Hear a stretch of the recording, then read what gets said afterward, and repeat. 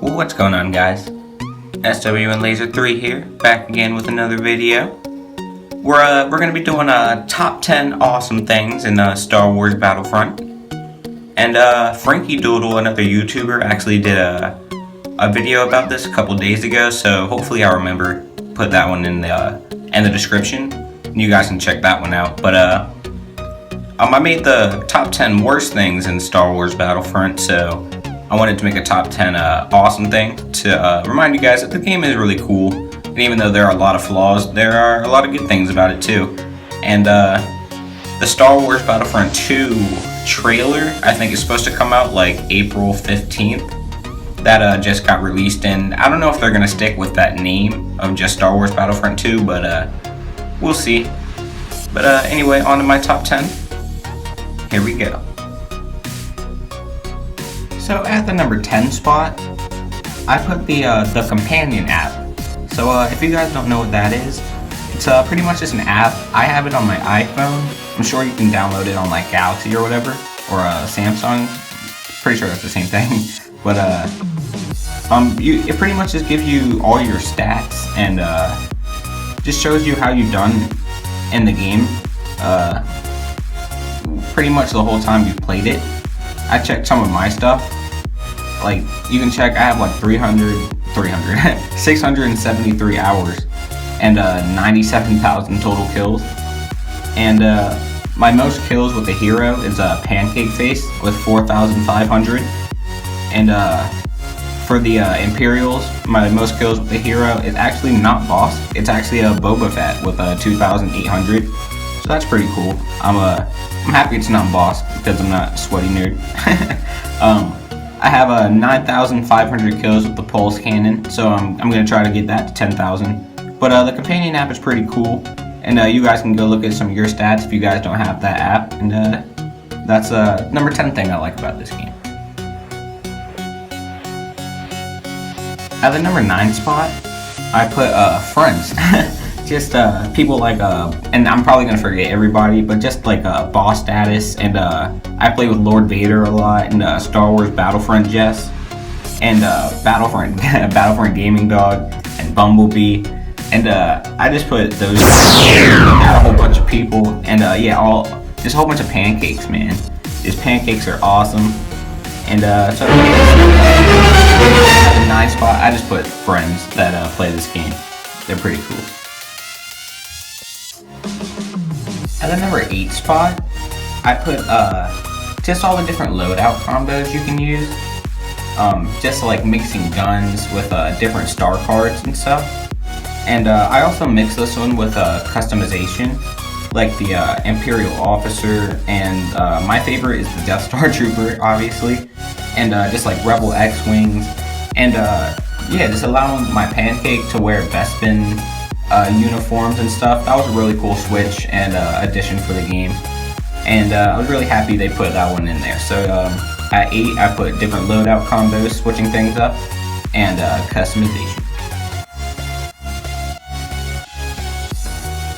At the number 7, I just put just sound, or just the sound design of the game. It's pretty cool. And I just love the things, the way things sound in the game, just like thermal imploders and orbital strikes, and unfortunately the sound of getting strafed is pretty cool, but afterwards, just seeing the guy who killed you, that kind of sucks. Getting strafed sucks, but the sound of it's pretty cool, and just gunfire and the sound of Star Wars is just really cool, and they did a really good job with it. So I guess we gotta give DICE a little bit of credit. I put that at the 7 spot. At the number 6 spot, this was kind of a weird one, but I put like 20 people in a Walker Assault match. Now, I said it was kind of weird because I never really played the old Star Wars Battlefronts, but I'm pretty sure, like, I've heard just in like other streams and stuff that there used to be 40 people in those lobbies, which would have been better. I wish there could be 40 people in this game, but I'm not really sure about that. But 20 people is pretty cool. More than that would be cool, but 20 is a lot, and it keeps the constant action flowing. And it's cool how like in Blast there's only 12, and in Sabotage it's 16, and Heroes and Villains it's 6. It just they did a good job of making sure there's not too many or too little in all the different game modes, and I think they're pretty well balanced with the amount of people or the amount of players that are put in the lobbies. So that's one thing that they did good. So number 6, just I guess the amount of people in the lobbies is pretty reasonable. Into the top 5 now. Number 5 is pretty much Star Wars Battlefront. Just not the name, but just the fact that it has endless potential in the game. The fact that you can have a new movie with Rogue One come out, and then you can make a DLC based off the new movie and add it into an already existing game with 3 DLCs. That's pretty cool. And I mean, I guess it was kind of weird when they were thinking about adding Jin and Krennic because they didn't really have much interaction with any of the heroes that are in the game now, if they did at all, because if they did, it must have happened off screen. But they were alive in the same time era, so I guess it made sense to put them in, at least for the game's sake. And just the way the maps look, just like indoor, and just imagine playing on Mustafar or the Jedi Temple. Oh man, playing in the Jedi Temple would be awesome. So just the endless potential with this game is amazing. So I put that at number 5. At the number 4, we have maps. So I put a lot of the different maps at the number 4 spot. Like my favorite is the Administrator's Palace map on Bespin. Well, not my favorite. My favorite like overall map would be Indoor, but just like look-wise, just the way it looks would be the Administrator's Palace. But I always wanted Heroes and Villains on that one. But I mean the Jakku map is really good.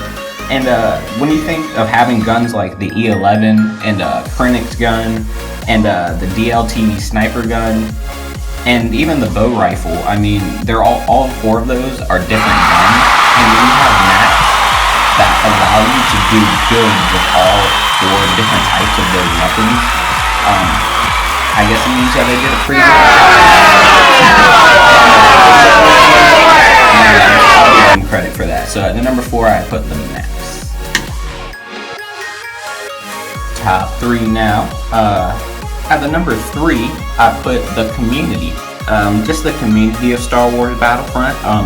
All the YouTubers that are out there, the people that stream, and the developers that reply on Twitter.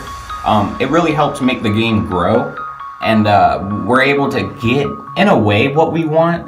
As like they put out Disruption, we were all kind of excited to see what Disruption was, but when the Bespin DLC was getting streamed, and then it came out and it was too OP, and even though it took forever for them to actually fix things, at least they did fix it, and the game's playable now, and at least they did have the courtesy to come out and fix the game and make it playable for the long term. So I'll give them credit for that, the developers, and the community is just really good, and the community that we have here on this channel is growing, and I can't wait to grow it more. So yeah, number 3, I put the community. I hope you guys agree with this list. I always forget to say this. It's just my opinion, and make sure you guys put yours in the comments below. But at number 2, I put the game modes. Just all the different variety that we have, and all the DLCs that were added are all really cool. And just like in the past couple of days, I've been playing Death Star again, and I haven't played Death Star a lot at all. But it's pretty cool now with the new game modes that they added, and all the DLCs are different, and that's what's awesome. And some of the most of the base game modes are still playable, and that's what's awesome. There's so many. There's probably 10 game modes that are playable in this game. Maybe not 10, at least minimum 5, but you could probably play 10 game modes in this. So I'm not gonna sit here and name all the game modes that I play, but they're really good, and the DLCs are amazing. So Number 2, I put the game modes. So, I like to do surprises for number 1. So, the obvious one would be the heroes. The heroes are amazing. You guys know all the heroes in the game. But, that's, I think, what makes this game playable for the long term.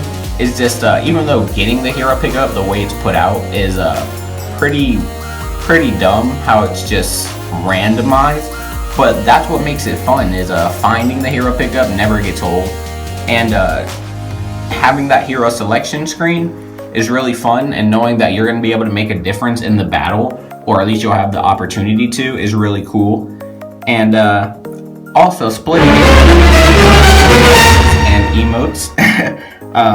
Not killing people and then emoting, but just emoting with friends is pretty cool. And I also put the Death Stormtrooper because, you know, I couldn't leave my Stormtrooper off the list. And yeah, so that's pretty much going to wrap up my top 10, guys. I hope you guys enjoy it, and make sure you guys comment below what you guys think. Hopefully this audio doesn't come out awful, and it probably will. But I hope you guys enjoy, and please subscribe, like, comment, and share. And as always, may Pancake Face be with you.